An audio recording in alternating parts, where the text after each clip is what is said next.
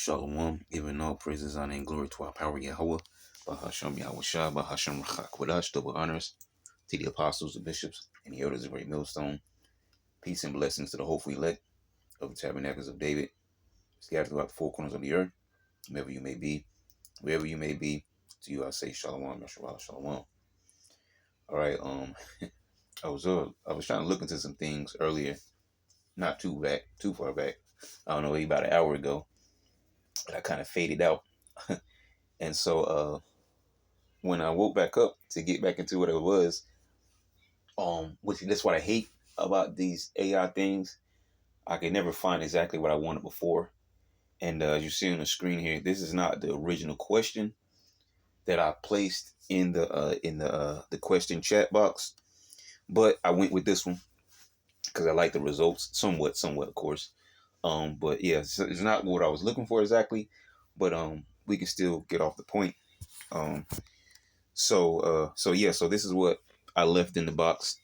What is the link between modern day Israelis and ancient Edomites? And of course, we know chat's not going to really tell us the truth, but it's just always interesting, as I always say, what they have to say. Because sometimes they actually will give you exactly, what's true according to the Bible. But then other times, they'll quickly throw that monkey wrench. There's times where they'll actually tell you what the truth of the matter is, and then come afterwards with the, with the but situation. Like, no, you already said what the truth of the matter is. There is no extra. There's nothing to add on here. So, yeah. So I just left this little question here and rolled with this one because I wish I could remember what I typed in the first time, but I guess it wasn't meant to be. So, the question asks about the link between modern day Israelis and the ancient Edomites. Here's a breakdown of the relationship based on available sources. Hold on, okay. So it says the Edomites, descendants of Esau, and we know that to be facts. Scriptures even, line it up perfectly. The wicked causing death. What's the other one? Death, wicked. Excuse me, wicked. There's another one. I can't remember what it is right now. Wicked. I forget what it is right now. But yeah, but also it mentions them being read all over. All right, and that's very straightforward. Like, you can't get no more straightforward than that. So it says historical interactions and conflicts. The Edomites were descendants of Esau, the twin brother of Jacob, who became Israel. Esau, also known as Edom, is the ancestor of the Edomites. All right, the name Edom means red. See, and as a matter of fact, let's just get this, because that's straight biblical history.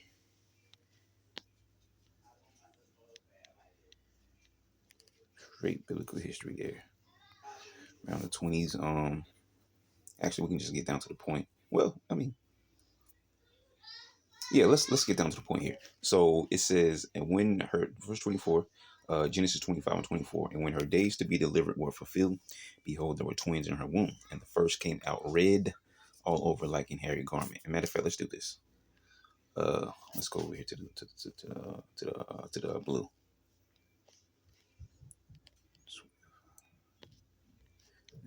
Yeah, I got my Strongs.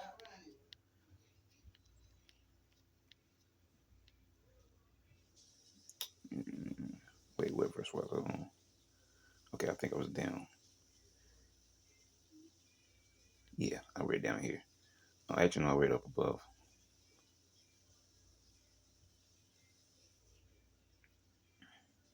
Did I read this portion here? Yeah, I think I was reading down below. Yep.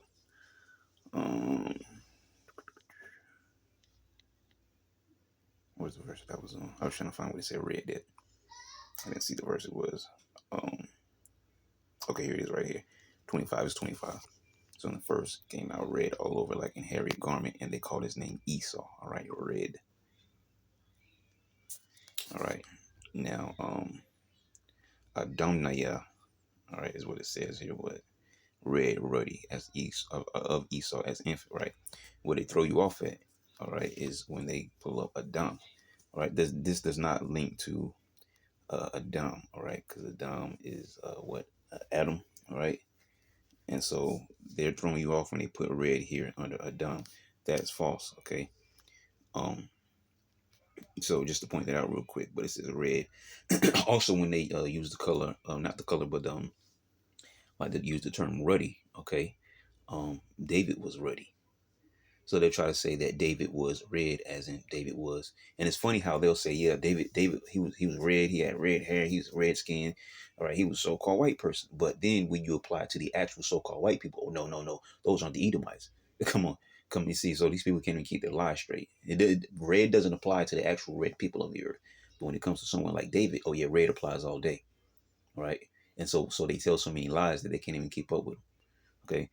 As a matter of fact, I mentioned this. Well, I might have mentioned it earlier. Let's get Esau right here. All right, Aishash. All right, or Ash. Actually, Aishwa. That's what it says here, which really shouldn't be Harry. Asha. All right. As a matter of fact, let's just go and punch it in because they're not gonna give us what we want. Let me get the H. It was 6244. Oh, there it was right there. Yep, I was right. So it was 6244. Yep, 6244. It says Aishash. Okay, and see, to waste away, to fail. All right, the word Aishash, and that lines up with Esau's name Aishash because of what? The way he looked when he was born, right? With the red skin, the blood showed forth through his skin. He really lacks melanin, all right? Because other nations have melanin, but he lacks that. Also, if I look down below, it might be down here. I'm not sure if it will be or not. A little bit more. If I would have looked over this, maybe I can get something out of this too. Look to fall away, use of clothes falling to pieces from use and from being moth eaten. A moth wins to grow. So to fall away to become lean. But basically, you see what it says straightforward there. All right, to waste away or to fail. Going back to his whole different, not different, but well, I guess yeah, it is different though. But his whole appearance there. All right, just on a couple extra things in there as we continue reading and making a point. So when the first came out red all over like in hairy garment. Now, anybody with the same mind, all right, who's not lying to themselves, ask what nation of people today on this planet fits the bill of being red, okay? Because they're not ruddy, all right? Because ruddy is more of a brownish color. I consider myself as ruddy. I'm brownish red. I can see little, reddishness in me, but basically a brown tone, just like King David. All right, he was a ruddy man. All right, swarthy. I like using that word swarthy. Okay, but when it talks about Esau, it specifically says that he is red. All right, like in hairy garment, because you would dye, certain skins, or not exactly the skins, but we'll just say garments, that particular color, like the badger skin. I believe was it red when you're dealing with the tabernacle, construction of the tabernacle. um I want to say it was badger skins dyed red, but just a similar example. All right, something that was dyed red. Okay, so it used that example for a reason, right? Because Esau's appearance matches up with that particular, it's the same thing. All right, so once again, what people today will fit the bill of being red? It's straightforward. All you have to do is walk outside, in the public area, and look around and you will see red people. Now, I'm not saying every red person is an Edomite, because some of them are actually Israelites, but the point is the appearance, the skin tone. Who would appear red if you walked outside today? All right. Um. So, yep, the first came out red all over, like in hairy garment. All right, and that's why it says like in hairy garment, as because we mentioned, some things were dyed or a certain color. All right, and so it doesn't say that he was actually hairy, okay, but just red like in hairy garment, okay. Oh, so basically red like a red hairy garment, or a hairy garment that was dyed red to make it make more sense. And they called his name Esau. And after that came his brother out, and his hand took hold on Esau's heel, and his name was called Jacob. And Isaac was 80 years old when she bare them. And the boys grew, and Esau was a cunning hunter, a man of the field, and Jacob was a plain man dwelling in tents. And Isaac loved Esau because he did eat of the venison, but Rebekah loved Jacob. And those side links up to Hebrews 12:16. If you with that scripture, you know what that goes into. And Jacob saw pottage, and Esau came from the field, and he was faint. And Esau said to Jacob, "Feed me, I pray thee, with that same red pottage." All right, this also links up when you pull up Revelation 6:4. The red horse, he was given what? A great sword. All right, to take peace from the earth, that they should kill one another. That great sword links up with the blessing in Genesis 27 chapter. All right, they were given the sword. All right, they were given the fatness of the earth and the dew from heaven above, and they shall live by the sword. Okay, so it all links up. The Bible is telling us in multiple ways who these people are, who it links to. Okay, so it says, feed me, I pray thee, with that same red pottage, for I am faint. Therefore was his name called Edom. All right, so Esau's name was changed to Edom. Okay, and see, this is when it's once again trying to throw you off. All right, because it has Adam. Adam is Adam. Okay, so it has nothing to do with the name Adam. All right, what should be here is Adawam. Adawam, not Adam. Adawam. Okay, see, Edom, red. Edomite, Idumean. That's the Greek way of saying Edom or Edomite. Descendants of Esau, which would be those people today, right? Land of Edom, Idumea, land south and south. I'm sorry, land south and southeast of Palestine, right? So we didn't have to go into Adam because we already talked about that. Um, yeah, it says, and Jacob said, "Sell me this day thy birthright." And Esau said, "Behold, I am at the point to die, and what profit shall this birthright do to me?" And Jacob said, swear to me this day. And he swore unto him, and he sold his birthright unto Jacob. Then Jacob gave Esau bread and pottage of lentils, and did eat. And he did eat and drink, and rose up and went his way. Thus Esau despised his birthright. So there you go.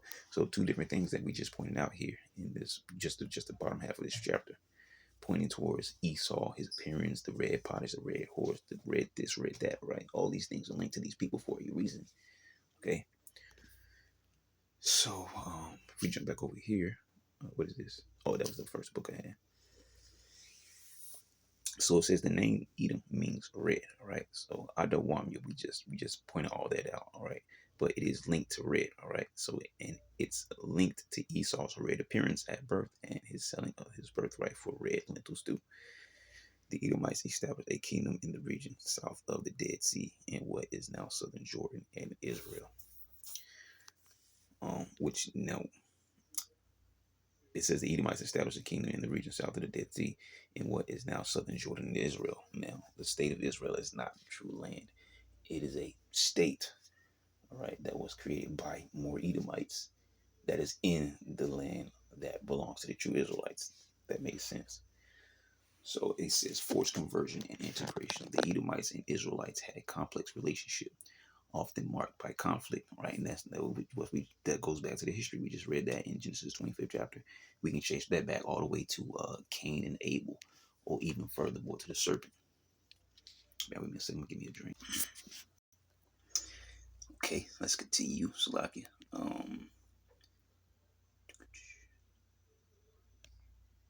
Was it this one or the one below? Okay, yep. Forced conversion and integration. The Edomites and Israelites had a complex relationship, often marked by conflict. The Edomites refused the Israelites' passage through their territory during the exile. Oh, wow. Okay, wow. They took that history up there. Yeah, that goes back to after we came out of Egypt.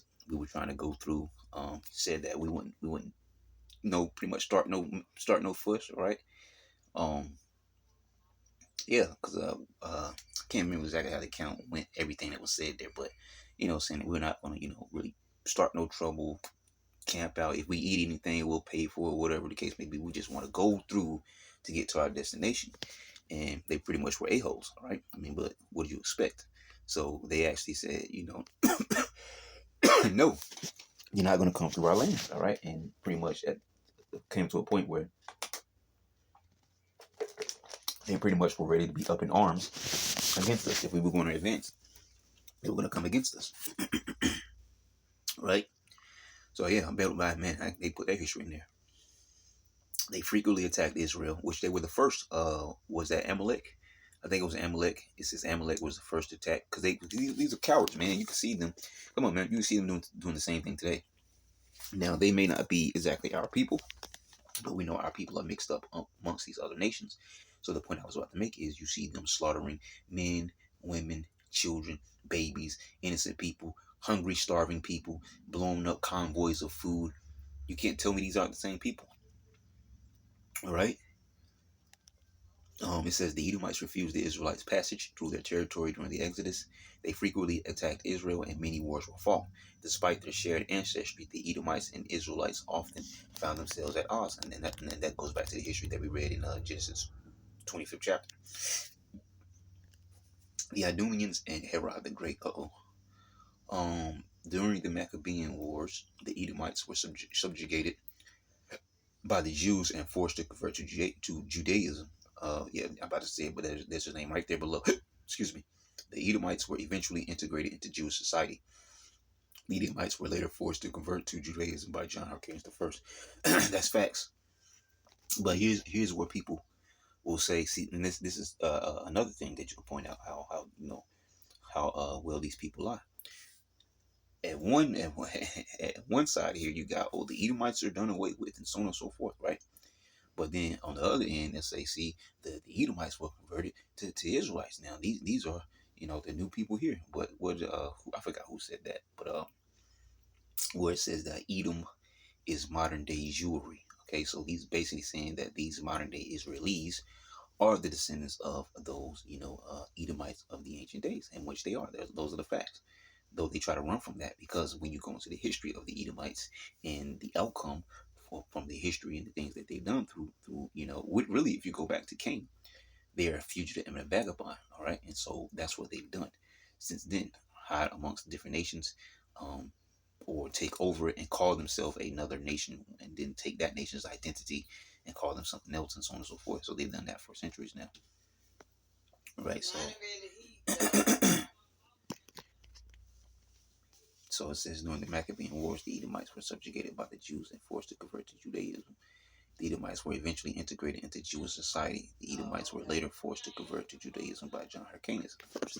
So what people do is say, see, John Hyrcanus converted those Edomites. Now they're part of the people. No, that's not it. All right, they were simply converted to our ways. All right, if I'm correct, that was just to tax them and place them in the army ranks and stuff like that.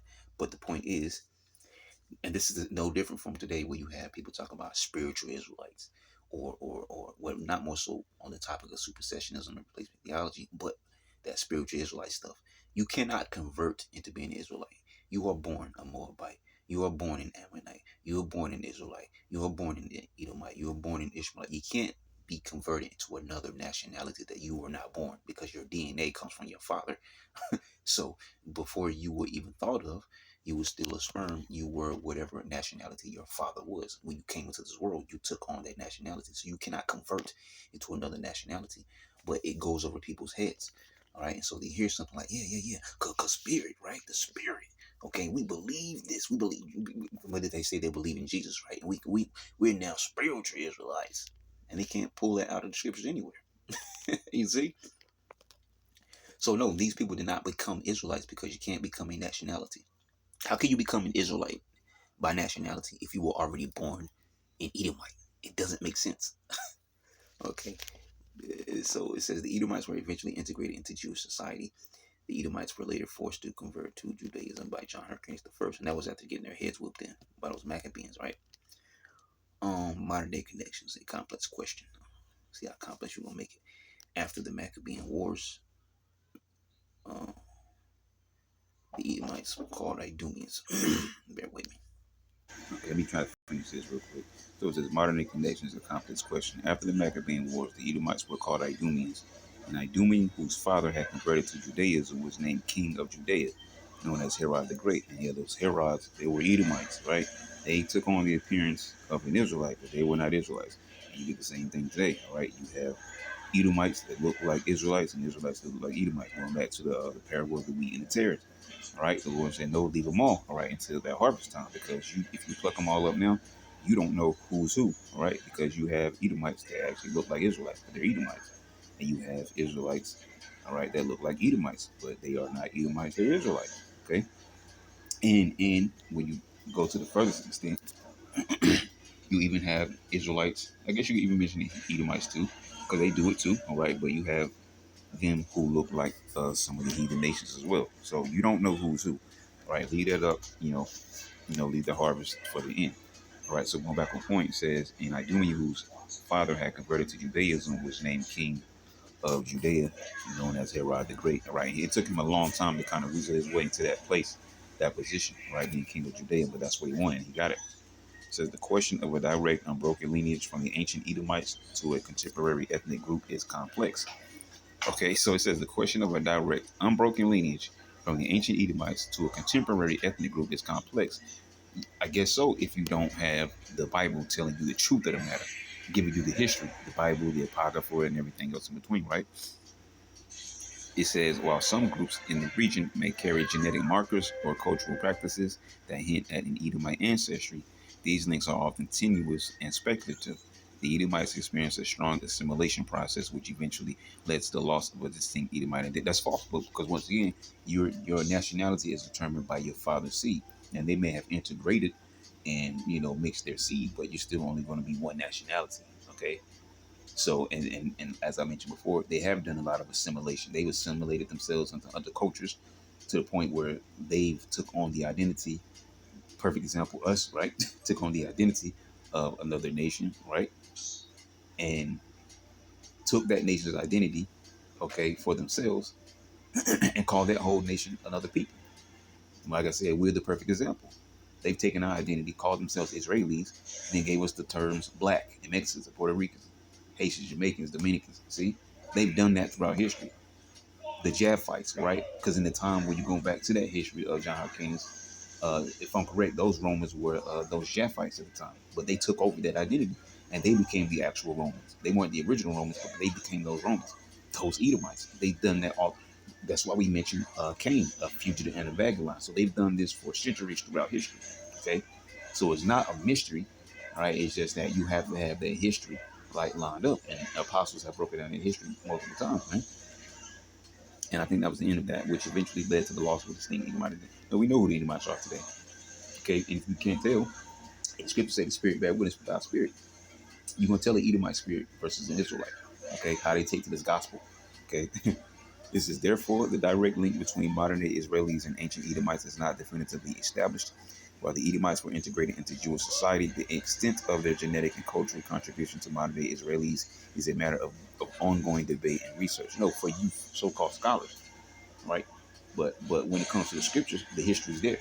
Okay, the Old Testament, New Testament, the Apocrypha, and even when you add the Josephus, right? It's all there. Okay, because you can actually just pull up that conversion, on the Google, like in Wiki or something, right? And all the other information too. So there's many different links to show you that. But that's pretty much it, man. Like I said, it wasn't a question that I had, but it works. It works just to get the lesson off. So Lord willing, you edify to the next thing. That's what I want to say. Shalom.